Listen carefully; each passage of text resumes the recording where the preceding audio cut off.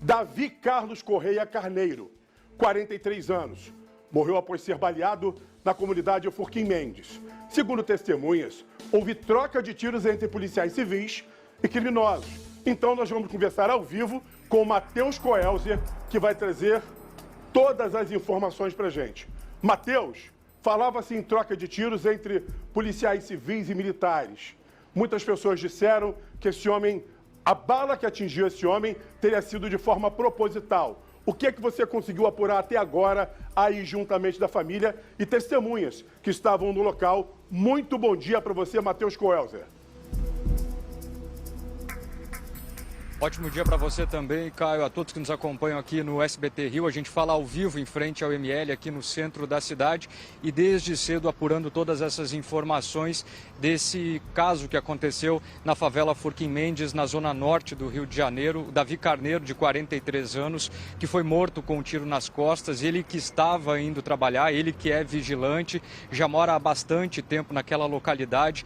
Testemunhas e familiares falaram que não estaria acontecendo uma operação naquele momento, uma versão contestada, né? E de fato a Polícia Civil falou que estava realizando uma operação, porém distante do local onde a vítima acabou morrendo. Só que essa versão, os familiares e as testemunhas, como falei anteriormente, têm contestado e falaram que foi algo mais pontual. A gente tem informação agora pela manhã também que, de fato, o corpo aqui no IML do Davi já foi reconhecido. Hoje pela manhã também conversamos com os familiares e a Érica, esposa do Davi, está aqui ao meu lado pedindo justiça e trazendo uma versão um pouco diferente, né, Érica? Isso aconteceu por volta das 4 horas da tarde. Ele estava indo trabalhar como forma habitual, ele que é vigilante. Como é que tudo isso aconteceu? Boa tarde. O acontecimento foi por volta de 4h30 da tarde. Davi tinha esse costume todos os dias de ir à tarde e voltar pela manhã pelo mesmo caminho para casa. Só que ontem a polícia chegou na nossa comunidade já dando tiros. A rua cheia de crianças, que as crianças estão de férias das escolas. Eu tenho um salão de beleza. Quando eu comecei a ouvir os tiros, não tinha mais ninguém na rua, que foi muito tiro. Não teve troca de tiro nenhuma, não teve operação nenhuma, porque eu estava bem próxima ao local, eu estava uma rua antes. E Davi foi baleado nas costas, porque se o Davi não tivesse sido baleado nas costas como um covarde, baleou o meu marido, quem teria tomado esse tiro tinha sido uma senhora com seu neto recém-nascido no colo. Quando o Davi foi colocar ela para dentro da sua casa e virou as costas para empurrá-la, para ela não ser alvejada pelos tiros, Davi tomou esse tiro nas costas indo trabalhar. Não tinha operação, não teve troca de tiros, a rua cheia de criança, idoso, porque é época de férias. A gente sabe que a comunidade é cheia e ali na comunidade do Dique, o Davi foi baleado nas costas igual um animal. Mas Davi era um trabalhador, pagava os impostos. Davi era um excelente pai, excelente marido, excelente amigo. Ele era excepcional na profissão, em tudo que ele fazia ele era perfeito. Davi deixava de viver para ele, para viver para a sua família, que é eu e os meus 3 filhos. Érica, e a gente ali sofrendo agora a falta do Davi. Érica, eu imagino a falta que ele vai fazer para você, para sua família, porque não é a primeira vez e com certeza não vai ser a última que a gente vai estar falando aqui que um pai de família acaba sendo atingido numa ação da polícia. Eu sempre digo aqui, eu tomo cuidado de dizer que quando a polícia vai no local, ela não vai com o intuito de matar alguém. Pelo menos é o que a gente sabe. Só que, infelizmente, eu não sei se é falta de treinamento, se é falta de persuasão, se as pessoas estão com medo e já entram na comunidade atirando. Porque, infelizmente, Érica, a gente sabe que são condomínios Minha Casa Minha Vida, comunidade, estão tudo tomados pelos narcotraficantes, narcomilicianos que levam terror ali para dentro. Se infelizmente o seu marido foi atingido por uma bala perdida aí dentro, sabe, a gente sabe também que aí dentro tem muito bandido, Érica, e a polícia precisa fazer o trabalho dela. Só que não pode matar uma pessoa de bem, senão você não estaria aqui mostrando o seu rosto, dizendo quem você é, uma profissional da área de beleza, dizendo quem é seu marido para poder defendê-lo. Coloca para mim em poucas palavras, quem é esse homem que você está agora aí no Instituto Médico Legal para poder liberar o corpo dele? Quem é esse homem? Como ele te tratava? Como tratava seus filhos? Como tratava as pessoas? Porque ele morreu como herói.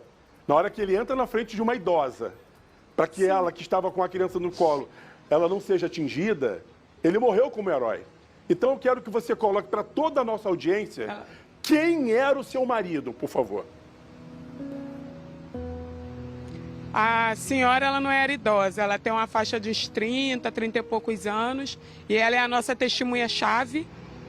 Davi era um marido excelente, completamente contra a violência. Davi tinha pavor de qualquer tipo de violência, tanto física como verbal. Davi era um homem excelente. Davi era o verdadeiro homem, um homem que eu conheci sem arrependimento. Maravilhoso, excelente pai, excelente marido, excelente profissional. A empresa dele vai arcar com toda a despesa, porque Davi era um excelente profissional. Ele era excelência em tudo que Davi fazia. Davi tirava a roupa do corpo para te dar se você tivesse sem. Davi era o único filho homem de 4 irmãs. Ele era o único filho homem mais velho. Davi sempre teve responsabilidade com sua família, mesmo antes de me conhecer. Davi já trabalhava fora, de carteira assinada, adolescente, para sustentar pai, mãe e 4 irmãs. Conheci Davi trabalhando, que na época eu trabalhava numa loja aqui no Saara. A gente se conheceu, eu tinha 18 anos somente. Davi tinha 21 anos quando a gente se conheceu. Foi o conhecimento mais lindo da minha vida, foi o meu marido, que ele era excepcional. Foi a melhor pessoa que Deus pôde me dar. Com certeza, Deus colocou na sua vida um homem que te tratava com dignidade, você e sua família. É por isso que eu vou trazer esse bate-papo também aqui para o estúdio com o Dr. Marcelo Carregosa. Carregosa, a polícia diz que eles foram fazer uma operação, acabaram trocando tiros com criminosos e que infelizmente houve essa fatalidade que o rapaz acabou sendo vítima de bala perdida. Quem estava no local na hora afirma que a polícia já entrou atirando e que por isso ele foi atingido. Nessa hora, como a polícia investiga um caso como esse, vai em cima do que é colocado ali pelos agentes que estavam no local, ou vai se ouvir também todas as testemunhas, principalmente familiares e a moradora que foi salva, para que possa entender o que aconteceu. Boa tarde para o senhor. Boa tarde a todos. Assim, primeiro eu tomo muito cuidado nesse tipo de situação, principalmente quando tem familiar no ponto, né, para não soar eventualmente ofensivo no falar, mas tem que falar de forma mais técnica. Isso, obviamente, você tem um resultado morte, então você tem a investigação que vai ser instaurada a partir daquele momento.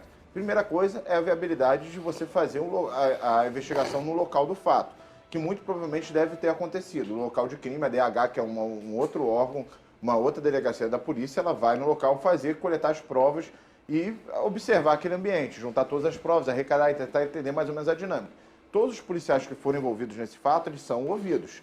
Inclusive, diversas vezes, os que efetuaram o disparo, é feito confronto balístico para saber qual disparo foi e tudo mais. A necrópsia também no corpo vai ser realizada para justamente tentar pegar fragmentos e tudo mais para fazer esse confronto balístico. Além disso, tem que entender como se deu essa dinâmica.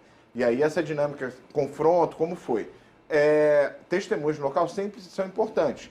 Agora, e isso talvez seja a situação mais importante nesse momento, porque a polícia tem que entender essa dinâmica. Quem vai investigar não estava no local, não fazia parte desse evento, até porque você tem que ter essa separação necessária.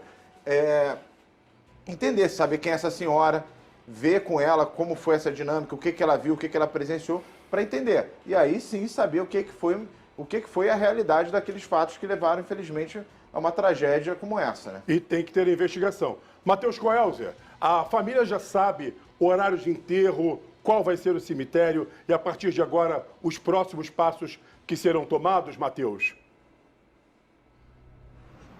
Caio, a gente veio desde cedo aqui já acompanhar aqui no ML, no centro da cidade, para que fosse feita a liberação do corpo. Esse detalhamento a Érica vai poder passar para nós, que ainda está sendo definido. Ela falou, inclusive, que a empresa onde o Davi trabalhava vai encerrar as atividades nesse dia onde vai acontecer o sepultamento, para que, de fato, os funcionários possam dar adeus, né, ao Davi.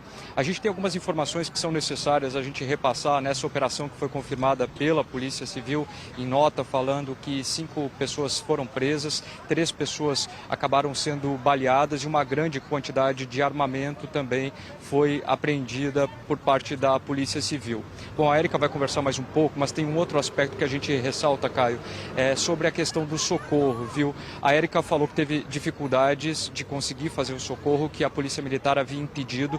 A gente tem a nota aqui em relação ao que a corporação da Polícia Militar falou, dizendo que não tem essa informação como mencionado, mas que a Polícia Militar de fato permitiu o socorro. Mas essa versão, ela de fato é contestada pela Érica. Você falou que chegou no local, o Davi ainda estaria respirando. Ele estava respirando, com dificuldade, mas ele estava respirando. Os policiais foram completamente agressivos. E a gente sem saber o que fazer, porque eles apontam arma o tempo todo. Meu marido não morreu de bala perdida. A senhora que ia tomando o tiro que ele tomou, ela hoje foi prestar depoimento na homicídios, porque meu marido foi assassinado como um bandido. E ele era apenas um trabalhador guerreando pelo pão de cada dia. Policiais agressivos, apontando arma. E a gente sem saber o que fazer, porque a gente não sabe se corre ou se tenta socorrer, porque a arma pode disparar a qualquer momento em cima da gente. E é uma polícia completamente despreparada. Eu quero uma resposta do Estado. Meu marido era trabalhador. Érica, toda a minha força para você, todo o meu carinho para você e para sua família. Imagina a dor que você está sentindo, porque você fez uma declaração de amor aqui por um homem que te tratava dignamente, como uma mulher deve ser tratada. Ontem. Sabe, eu vejo que você está chorando, todo o meu respeito para você. Eu não quero explorar isso nesse momento. Imagina a sua dor.